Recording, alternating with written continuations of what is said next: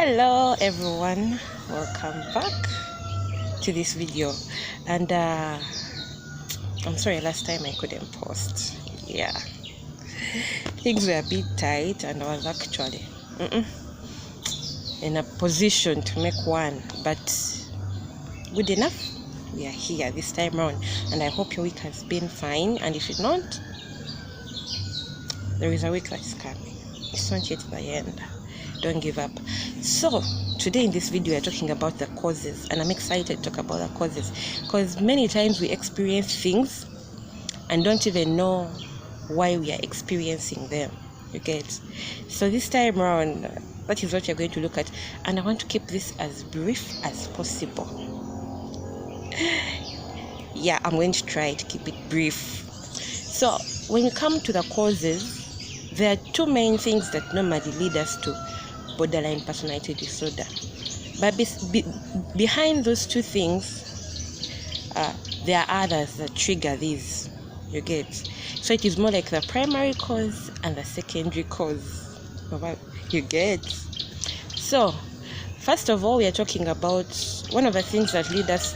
It's more like a cycle. Let me call it a cycle still, but the two things that I'll talk about will be overthinking and isolation.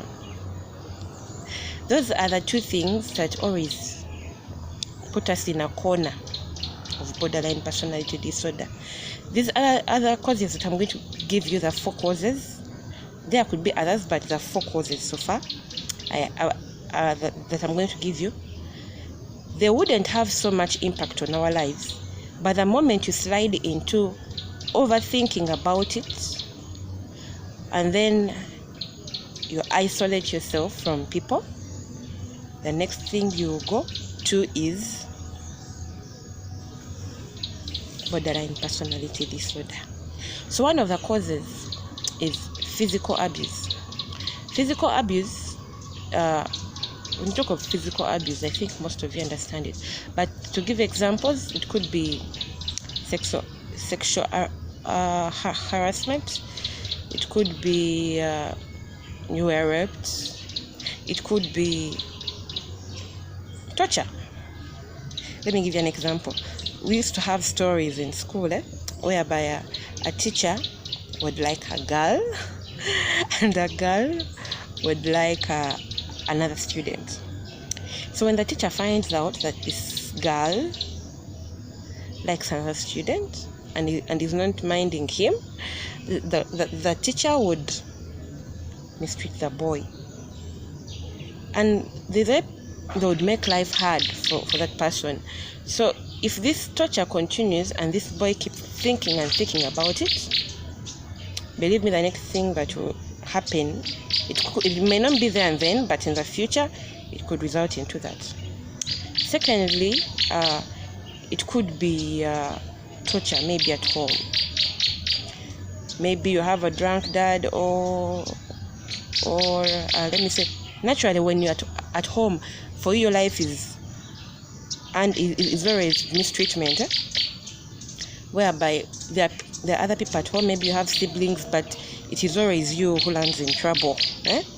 Not even when you're in trouble. Sometimes you're even innocent, but it is always you that they come for. If it is hard work, it is you. Maybe people live with their stepmothers. Still, you feel you're treated. I want to explain too much about physical abuse because I know it is very common. It's always on the news. You know that. Secondly, we have emotional abuse. Emotional abuse, we are dealing with emotions, feelings. It is obvious, but this could be because of the hurtful words. Most of the times it is hurtful words, and for example, there is always someone can come and tell you you're ugly, and you're not ugly. But if one person comes and tells you today, the next one comes and tells you tomorrow, to them it is fun. Like, it could be a joke, it could be what, but to you it is it is now sinking. Every time, when someone says this the first time, you'll be like, maybe they were joking, maybe, I did something to them. But if someone else comes in, or if they keep saying it the next time, you start feeling hurt. You get. Also, let me say, if you help out someone, maybe, and then they go out and tell people the opposite. You didn't help them out, you were mean to them, what, things like that. It can also be that. It can also be, talk of hurtful words, their parents who keep abusing their children. You girl, you're stupid. You girl, you're useless. You're not good at anything. Those words, when these words keep sinking in, like I told you, the same thing with physical abuse. You first go into a moment of overthinking. Yeah. When you think about all these words, you see, useless, and to some extent, you'll even find that it is now appearing real. You start seeing even the things you used to do, they're now seeming like I wasn't doing them well. Indeed, I'm useless. The moment you give people's words thought, they can either kill you or they can build you. So from that overthinking, you go to isolation. Be like, I can't do anything. Let me stay here. When in class they are calling people who can give an answer or participate in an activity, you'll be like, me, they told me I'm not good at anything. You get it? So with those, over due time, you'll start feeling things that, in fact, these fake things that I've been telling you start manifesting. Yet in actual sense, you yourself built it. Because you listened to someone's words and you processed them, you thought about them, you fed them, and they grew. And you ended up in that way. Thirdly, there is long-term fear or distress. Take an example. For me, when I was in P7, VAC, going to secondary, by the way, congratulations in Uganda for all those that passed their PLA. So they used to tell us that secondary is full of bullying. They would even give us examples how they would take your mattress and do what. So I was like, hi, secondary is going to be this hard? No way. I'm going to go prepared for them. They won't bully me. So when I went with that attitude, I ended up being an unapproachable person. So from being an unapproachable person, it pushed people away. When it pushed people away, it left me alone. You see where I'm heading? So when I became alone, when I became isolated, I started thinking. You're seeing the cycle. When I overthought about it, I'm like, people don't want to talk to me. What? In fact, people feared me. That is the word I can use. People feared me. Then, from being feared, I started feeling like now life is becoming hard. I started building thoughts of, they don't love me. They're not including me in their things. Maybe, That's how I started building. Just because I feared being bullied in secondary, from senior 1, I acted like, I'm not new, you won't bully me. And so that's the fourth point. Actually, it's going to be my last point. It is rejection and neglection. Maybe by the people you expected to love you. Maybe the parents. You expected them to be there for you. You run to them and they're telling you, don't disturb me. It happens once. Our parents, okay, sometimes they're always in that mode that maybe they're disturbed by things. But if it becomes continuous, you start feeling like you're a burden. That is already 1 point building. 2, you're not loved. When they don't give you the time, let me say you want to talk to them and they don't give you the time, It happens once, twice, thrice. Instead of speaking about it and you just go thinking your own things, you start feeling like maybe I'm not important to them. You get? So all those thoughts will start building. It could be rejection.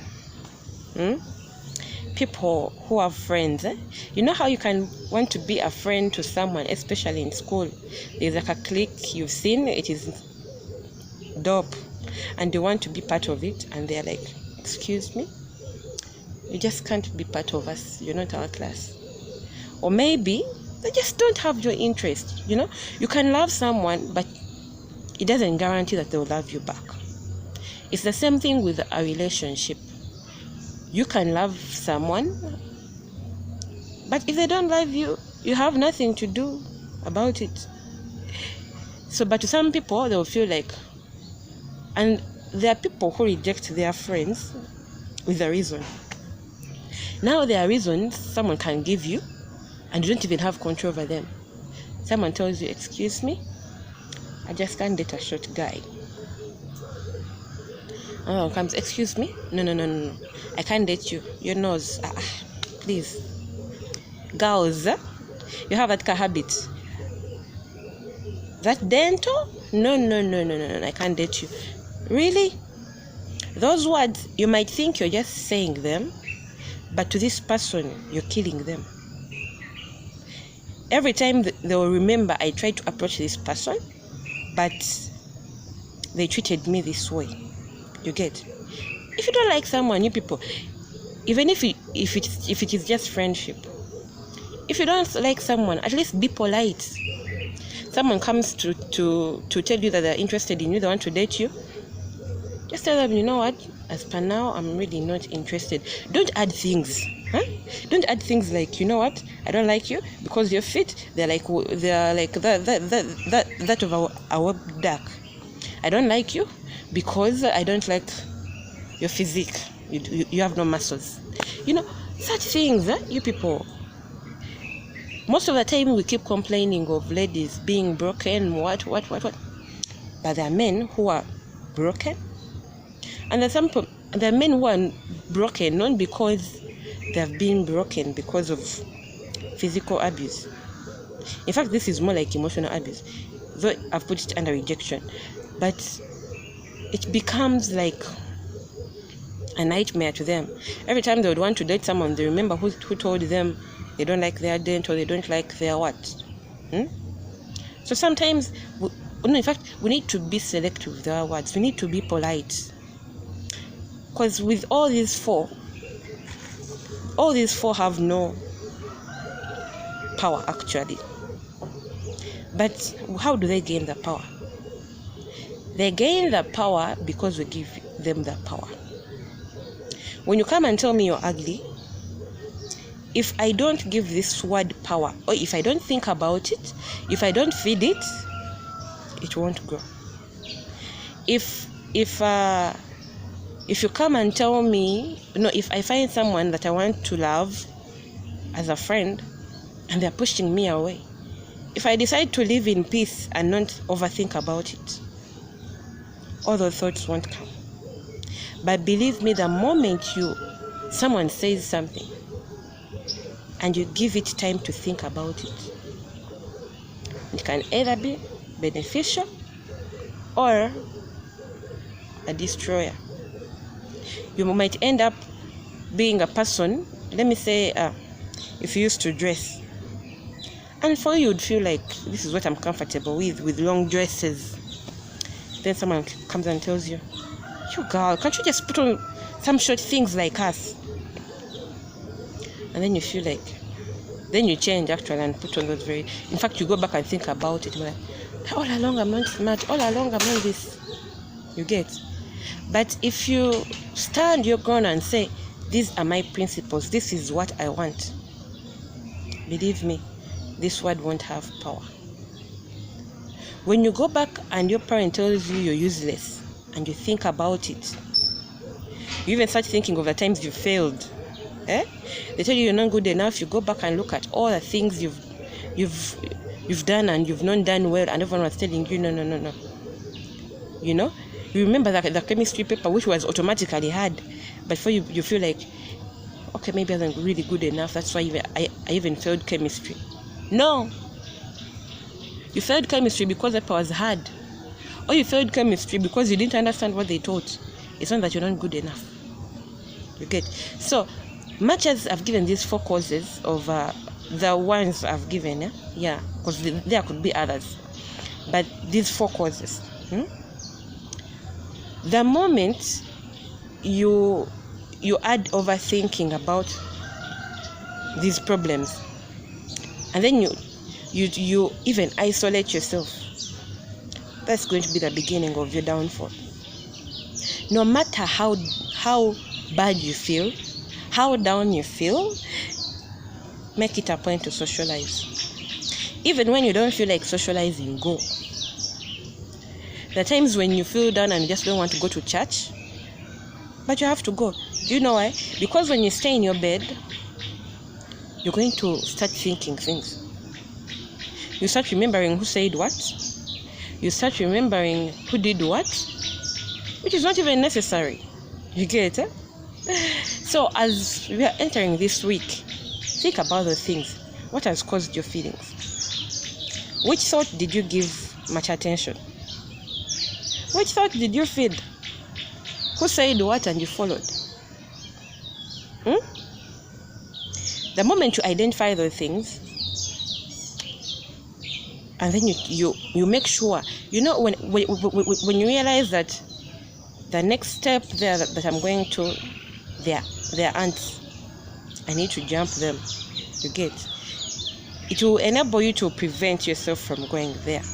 Or when you go there, you'll be careful. So it is the same way. Identify those causes. What is causing you to feel like that? Who said what and you started feeling like your self-esteem is going down? When you identify that, therapy would be easy. But as for now, that is what I want to discuss with you, the causes. Those are the ones that I felt like they stand out because most of them fall under this. In this week, think about that. Think about where your feelings are coming from. Or, if you're not the culprit or the victim, sorry, not the culprit, the victim, are you the culprit? Have you said something to someone that have ended up feeling like that? And I still caution you guys, be polite. No matter your mood, be polite. Watch your words. Words have power. You guys, I don't want to go any further. That is all for today, guys, and have a blessed week. Bye.